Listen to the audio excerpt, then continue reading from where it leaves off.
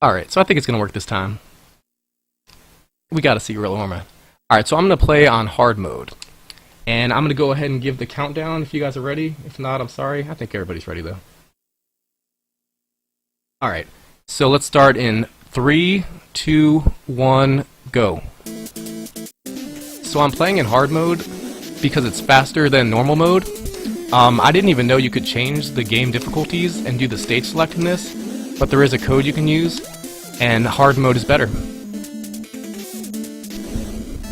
I think what happens is hard mode has less lag. It's very clear to see in the first level.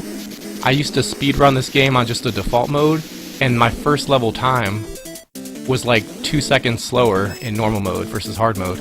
So hard mode maybe gets rid of some of the lag. I don't even know if that's possible, but somehow you move faster. And I guess the developers thought faster is harder in this game because there's like a million enemies and they're all trying to kill you. But faster is much better for a speedrunner.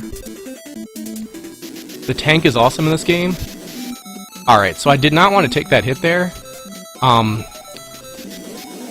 So that kind of sucks actually. I don't think I've done that against this boss for a long time, but it's fine. We'll do the slow kill on this guy. You do want to kind of get up into the bosses though. That's one thing you notice in this game, is you can kind of get halfway into the boss's hitboxes, and the closer you are, you kind of do rapid fire shots, and the more damage you do.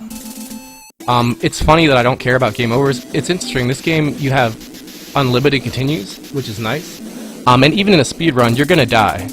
There's places, obviously not the first level is insanely easy, so that was kind of sad, but you don't actually lose that much time from dying. I think a death costs you like 3 seconds, because you kind of just start spawning right away, and I think a game over costs you like 10 seconds. So it's not that bad. Obviously, ideally you won't die in certain areas, but in the later levels there's actually planned deaths, where it's just faster to kind of push your way through enemies than to slow down and kind of avoid all the bullets. You see the pigs down there, they're pretty cool. If you kill them, you get bonus points. The hostages, we're gonna kill them also. Why not? Unfortunately, since I died, I lost my spread weapon, so you can't kill this guy nearly as quick. But like that boss, you want to get as far into their sprite as possible, do as much damage as you can, and that's a good way to kill them. I'm not sure why I still have this weapon, but I think we'll just go with it.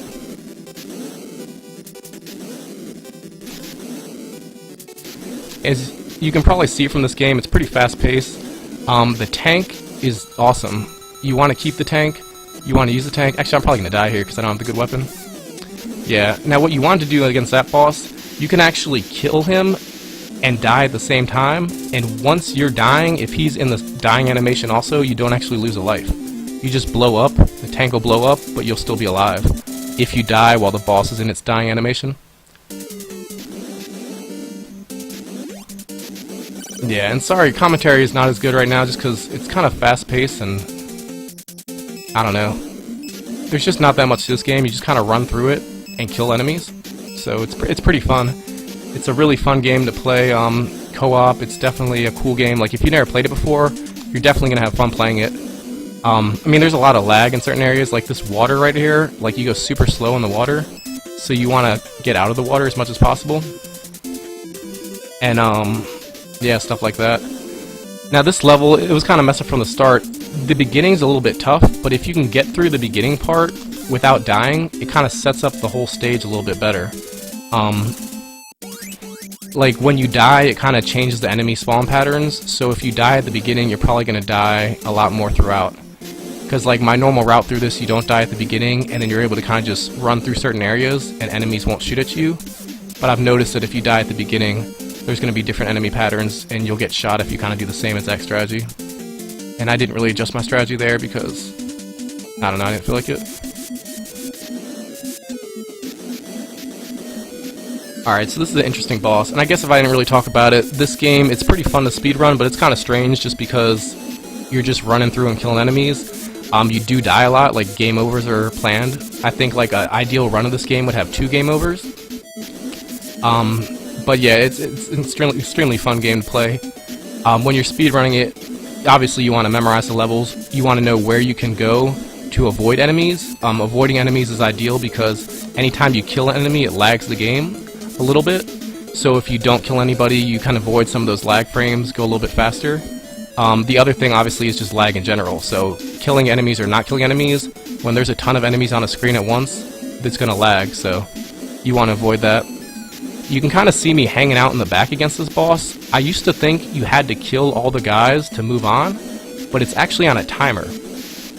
So you can just kind of stay in the back, kill the guys, chill out a little bit, and I think after like 30 seconds, the green guys turn to yellow guys, and then after like 48 seconds, the red guy comes out. And really, it's all about killing the red guy. And once you kill the red guy, you're cool.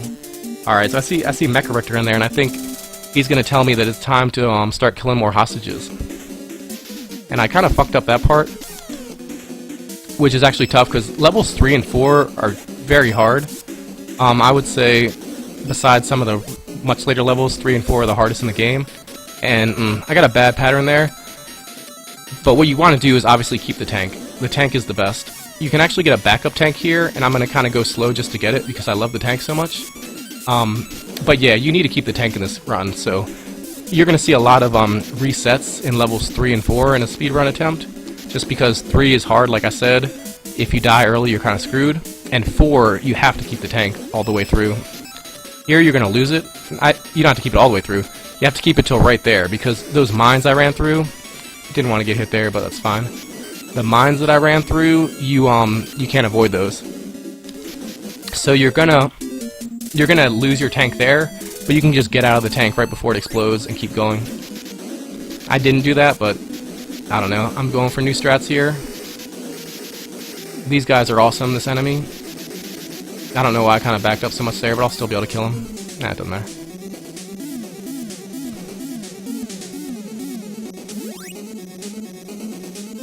Yeah, so this game's awesome. The music's cool. The freaking bald twin guys throw you into a minecart level, which it's pretty cool. I used to like this. I guess now it's kind of just an auto-scroller, so it's not that great, but I'm going to go ahead and kill a lot of these enemies. I'm getting a lot of points for killing them, but I think you can save them with A or kill them with B. So, I'm going to switch it up now, because I'm getting so many damn points, and I'm just start killing them. It seems to be a little bit easier to kill them than save them.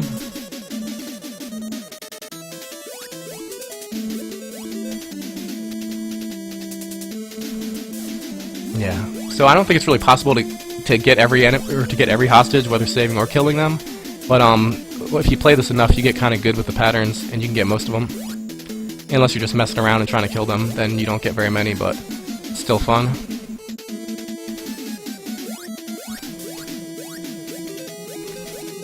Yeah, so I think the world record for this in hard mode is 1452, which I got pretty recently.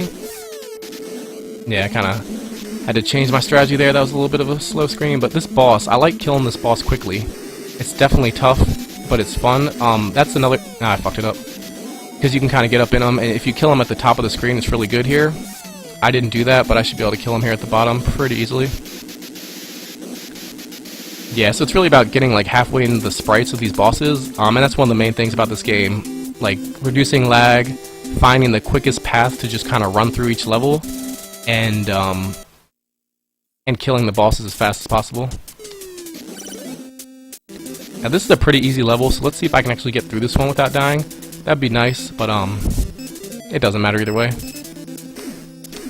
Dying is just part of living.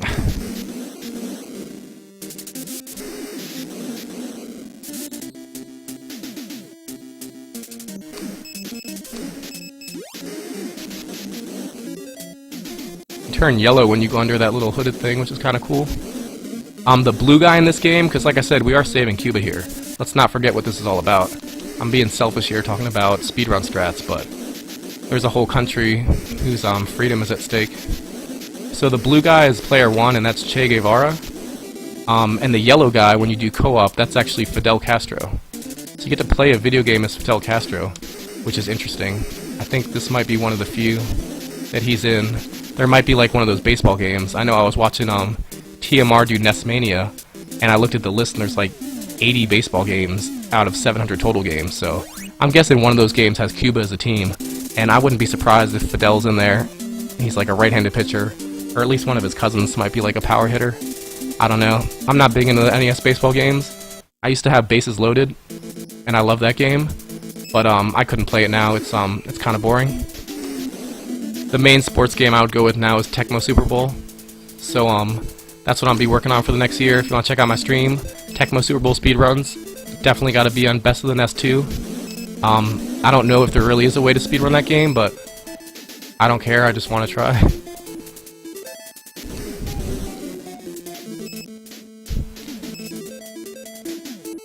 If there's a way, QB Eagles will definitely find it.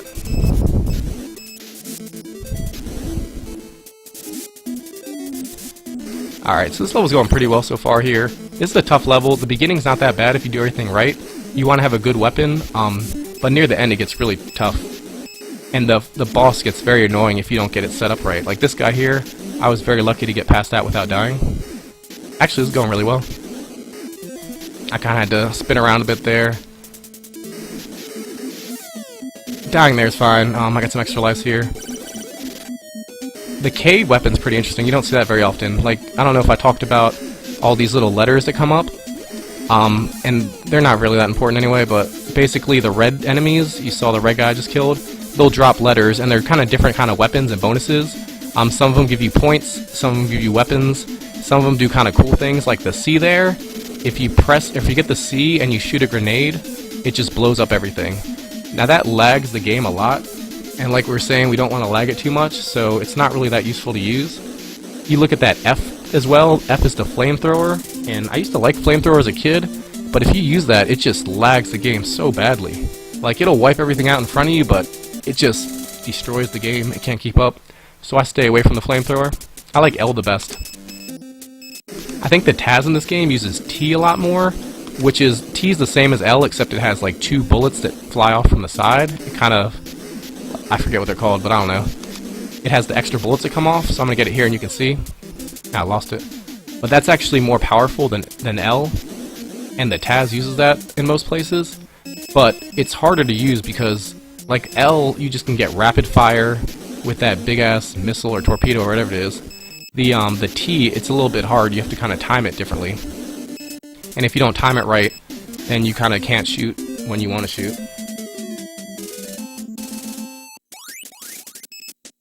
Yeah, so I didn't do that part quite right because that helicopter that killed me was supposed to despawn because I was supposed to keep a few enemies on screen. But that second helicopter, that's an area where you just kind of take the death. Oh wow, how did I not die there? Anyway, that's fine. I wanted to get a good weapon. It's really important to have a good weapon here. Not just for this boss fight, but also for the next level. It helps you go through the beginning a lot quicker. And you can see these boss fights, very important part of the game. You want to get into their sprites, like, completely. And, that wasn't a great boss fight. I've killed them a little bit over to the left before, so a few seconds earlier. But, that was still pretty good. And I keep forgetting to just destroy all the hostages, so I apologize for that in advance. I'll get back to destroying hostages in a second here. See, I tried to kill him and it messed me up. Hostages have to live. The game has spoke. And see, I can kind of just walk through that when it's exploding. That's something that happens with all the bosses in this game. Like, while they're exploding, you're invincible, I guess.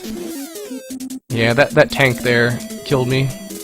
I'm guessing you saw that, but that tank, sometimes it won't spawn, sometimes it will, but you have to be pretty quick with the, what are the grenades and your regular shots. So, you get kind of good at that as you play this game more.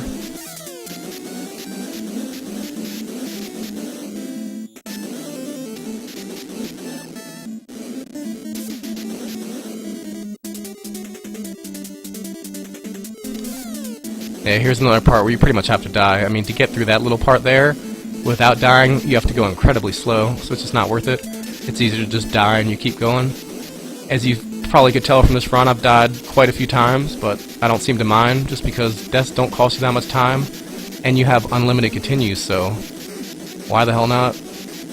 I mean, this game's a lot funner. Actually, I was gonna say it's a lot funner when you just go through everything, kill people, and don't worry about dying, but it can also be kind of fun to try to avoid every single bullet. That can have its bonuses too. I would like to see a no death run of this game. I think a no continue run would be tough enough, but if anybody did a no death run of this game, I would definitely watch. Alright, so here's the last level. Hopefully I do this beginning part quickly or correctly, and I can just go through this whole section up until the boss without dying. It's very tricky though, especially here, kind of weaving in and out of the tanks. Like I got a bad spawn there, so I had to kind of go a different way that I'm not used to. And then these blue guys can kind of screw you as well. I think I got it right, yeah. So I got that correctly, and that's kind of the quickest way you can get through there. And now the final boss is the Dictator, and I think it's time to kill the Dictator.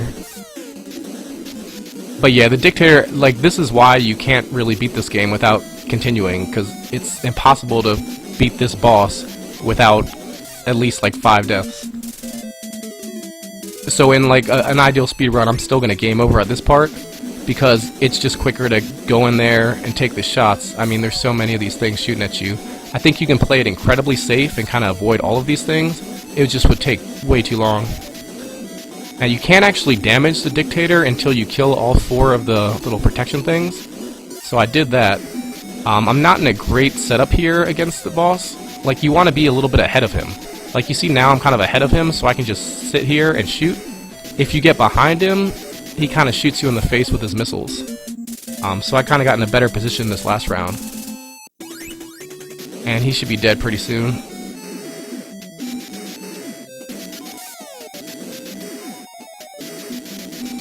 Yeah, now he's dead, and time is when this stops. So time. It's kind of like... Never mind. This game kind of reminds me of Contra, like a top-down Contra. It probably sounds stupid to say that, because I think people that like Contra would say this game's garbage compared to Contra, which is probably true, but it's kind of similar where it has like the weapon upgrades, and I just think like if Contra was top-down, it might be a little bit like this game. Obviously this game's a lot like Ikari Warriors, that's the main comparison that people have.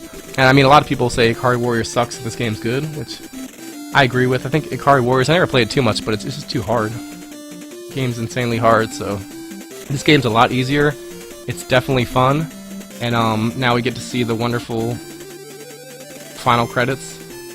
Cuba has been saved. I think we can all sleep well at night knowing that Fidel Castro and crew took over Cuba, and the people are well spoken for. The ending's pretty awesome though. I mean, obviously you gotta do what you want to do as far as switching games, but you see, like, I think a woman just turned into a pig. Did we miss that already, or did that happen yet? Yeah, I think she already turned into a pig. But we're about to see the most important person in this game, part of the Guerrilla War team. Not SNK Jr., who apparently is SNK's son, but this other guy that they're going to give special thanks to. You'll see in a second, Mr. Uncle Boo Boo at the bottom. He likes to be called Mr. Uncle Boo Boo. I think he did get a doctorate degree though, so you could also call him Dr. Uncle Boo Boo. But that's up to you. Just make sure you show proper respect to our good buddy Uncle Boo Boo. One of like the 12 people that made this game apparently. Alright, so that is the end. Sorry if I'm not really paying attention to the Skype thing right now. I don't know if you already stopped the stream, but I guess I am going to end it now, and we'll switch over to... what's this game? Codename Viper, I think it is? I pulled up the video like right before earlier today, and it seems pretty cool, but I've never actually played the game. So check it out, it should be awesome. There's a lot of other hype-ass games tonight, so stay with the best of the NES Marathon. I hope you enjoyed my runs. And if you thought they sucked, then please feel free to go ahead and beat my times, and I would appreciate that, and then I can come back and try to beat them myself. Alright guys, have a good night. My throat kind of hurts now, so I'm gonna go drink some water.